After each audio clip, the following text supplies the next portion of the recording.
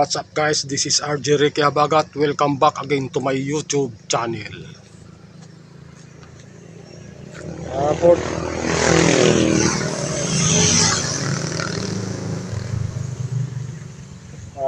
for today's video ay ang pag-uusapan natin ay tungkol sa papaya. Maraming nagsasabi guys na kung ang punong papaya daw ay nasa harapan ng bahay mo ay malas daw. At ang may-ari ng bahay ay lagi daw umiiyak. Pero sa akin guys ay hindi po yan totoo. Dahil napatunayan ko na malaking na itutulong ng papaya. Gaya nitong papaya sa harapan ng bahay ko ay 4 na taon na po itong aking napakinabangan. Hindi po yun totoo yung sabi-sabi nila na malas. Dahil marami na akong nakukuha ng bunga nito. Lagi na akong nakakain ng mga produkto nitong papaya, yung mga bunga niya.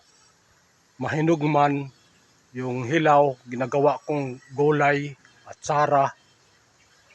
So, pati ang hinog, ginagawa kong salad. So, marami-rami talagang nakuha ko ng bunga nito.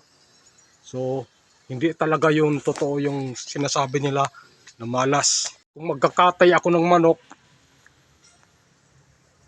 sigurado dito ako magkukuha dahil ito ang panglaban sa tinulang manok. Partner talaga sila ng tinulang manok na native chicken. At marami na ring tao na binibigyan ko ng bunga nito. Dahil maraming naghingi, binigyan ko naman. At namamangha sila dahil matanda na ito. Ang tagal-tagal na pero productive pa rin, laging namumunga. Higit sa lahat guys, ang bunga nito yung hinog. Masarap talaga, first class ang lasa. Iba-iba yung nabibili natin sa palengke. Kakaiba talaga itong papaya ko na matanda na. Almost 5 years na ito guys. Matanda na talaga at bawat maraming dadaan ditong tao namamangha kasi napakatagal na talaga ito.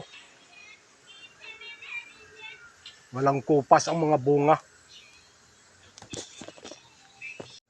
So ngayon guys, na-conclude ko talaga na mali talaga yung sabi-sabi nila na kapag ang punong papaya daw ay nasa harapan ng bahay ay malas. 100% hindi po yun totoo. Ang malas yung wala tayong makukuha. Wala tayong mapakinabangan. Ito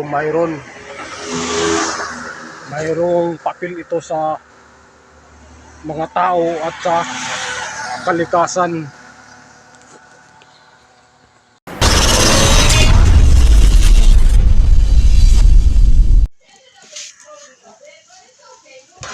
Ito na guys, gisadong papaya with corned beef. Sarap yan guys.